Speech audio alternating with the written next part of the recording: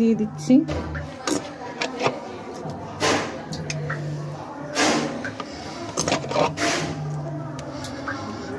আপনারা দিয়ে দিবেন। পেঁয়াজ বাটা দিয়ে দিলাম,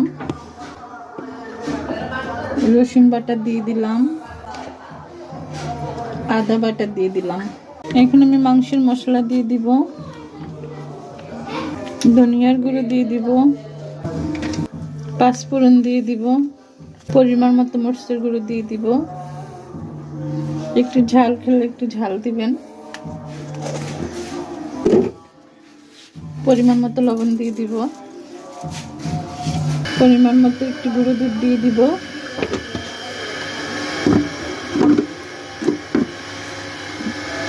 পরিমাণ মতো চিনি দিয়ে দিব। এখন সরিষার তেল দিয়ে দিব।